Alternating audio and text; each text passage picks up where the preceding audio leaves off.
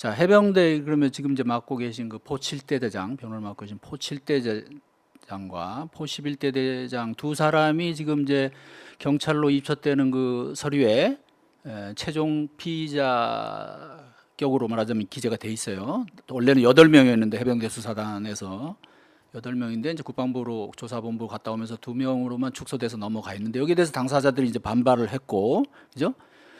자, 그분들의 혐의 간단하게 요지 설명해 주시고, 자, 그 반발하는 어떤 의미, 거긴 또 좀 뭐 저희가 감안해 할 만한 구석이 있는 건지.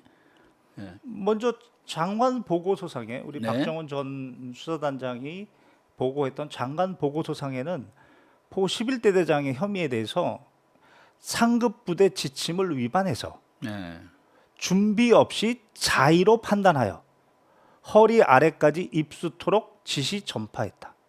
다만 이제 포병 11대 대장은 자기는 상급 부대의 승인을 받았다. 이제 이렇게 이야기하고 있지만 박 전 단장의 그 보고서에는 이렇게 적혀 있고, 그리고 포 7대 대장의 혐의에 대해서는 당시 현장에서 위험성을 충분히 인식할 수 있었고, 따라서 포 11대 대장의 이 진술에 대해서 이의를 제기하고 충분하게 추가적인 안전 대책을 강구하지 않은 책임, 이렇게 되어 있습니다. 오히려 박 전 단장이 그때 당시에 조사했던 내용, 특히 포 11대 대장과 관련돼서 상급 부대 지침을 위반해서 자의로 판단했다. 오히려 임 전 사단장한테는 유리한 그렇네요. 결과였습니다. 그 부분에 있어도 사실은 이 사건에 관련한 여러 가지 취재 보도를 하면서 조금 조금 이해가 잘 안 됐던 부분이기도 한데, 그러면 결국은 사단장과 여단장은 입수 지시를 안 했고 거기에 대한 책임이 없고 11대장 네가 임의로 허리 아래 입수 지시를 했다, 이렇게 되나요? 그 부분에 대해서는 이제 허리 아래, 예. 무릎 아래. 예. 또 그 등 구간이 또 있나요? 예, 그렇죠. 왜냐하면 이 사건의 문제가 되는 임 전 사단장의 지시, 이것은 카톡으로 객관적으로 있고요. 그때 당시에 바둑판식으로 무릎 아래까지 내려가서 이 부분이 입수를 전제로 하는 거죠. 네. 그리고 정성껏 찔러보면서 탐색이라고 했기 때문에. 자, 그럼 사단장은 거기까지인데, 자, 포 11대 대장은 자기가 거기서 허리까지. 좀 더 의욕적으로 예. 말하자면, 그거는 그러면 어느 정도 사실에 맞나요? 객관적인 사실에. 일단 박 전 단장을 그렇게 봤는데, 수사단에서는 예. 했고. 그리고 포 11대대장은 당시 상급자의 승인을 받았다. 당시 7월 18일 문경 STX 그 VTX인지 화면으로 네, VTX. 그때 7여단장 주간 회의가 끝나자 포 11대 대장이 포병은 허리까지다, 이렇게 얘기하면서 상급 부대의 승인을 받았다, 이렇게 이야기를 했거든요. 당시 포 7대 대장은 우리 대대장들은 단독적으로 의사결정 못한다. 이때 차단장의 명령이 카톡에 있기 때문에 이걸 변경할 수 있는 주체는 차단장 정도 돼야 된다. 차단장의 승인이 있었다라고 인식을 했던 거죠. 다만 그 부분은 포 11대 대장의 수사가 조금 더 진행이 돼야 될 부분이죠. 관련된 그런 카톡 기록이 있다는 거네요. 이 사단장이 그런 지시 그 변경하고 이런 부분? 그 부분은 현재 박 전 수사단장의 조사 내용에는 없고요.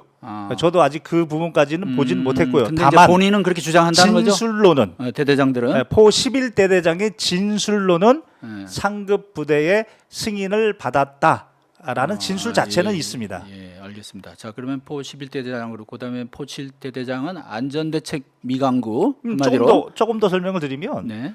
포 11대 대장의 책임은 뭐냐면 7월 18일 날 임 전 사단장이 포 3대대 구중대에 방문을 해서 화를 좀 냈고, 그리고 나서 7월 19일 날 원래는 포 11대대에 방문 예정이었습니다. 이 부분에 대한 조금 이해를 깊이 할 필요가 있는데, 내성천이요. 네. 상류 쪽은 조금 들어갈 수 있습니다. 폭도 좁습니다. 예. 그리고 하류 쪽은 아예 들어갈 수가 없습니다. 그리고 중류 쪽은 상류에 가까우면 좀 들어갈 수 있고요. 하류에 가까우면 못 들어갑니다. 근데 상류는 포 3대대 지역이고, 그리고 하류는 포 11대대 지역이고, 바로 문제의 포 7대대 지역이 어느 정도까지는 들어갈 수 있고 어느 정도는 못 들어가고 그러나 그걸 알 수가 없었죠. 그래서 포 11대대로 간다면 아예 그쪽은 병력들이 못 들어갑니다. 아예 들어갈 수가 없습니다. 그쪽은. 그래서 원래는 포 11대대로 간다고 했는데 네. 포 11대대가 강력하게 7여단장한테 건의를 해서 포 7대대로 사단장님을 모시겠다. 그런데 그 이야기를 포 7대대장의 진술에 따르면 7월 19일 아침에 알았다는 거예요. 네. 그러면 포 11대대장이 그때 당시 포병의 사실상의 선임으로서 현장에서 그 내성전의 위험을 모두 봤고 사진도 찍었고 그리고 실제 비가 엄청나게 온 것도 봤고 그러면 그 위험성을 누구보다도 잘 알고 있고 장구도 부족하고 그럼에도 불구하고 그러면 자기 지역으로 온다 그러면 자기 지역은 어차피 병력들이 못 들어가니까 그 부분을 그렇게 처리했어야 되는데 그것을 포병 7대대로 방문을 변경시키고 미리 알려주지도 않고 그래서 아침부터 포 7대대의 위험성도 가중시키고 어떤 그 경직된 왜 그랬을까요?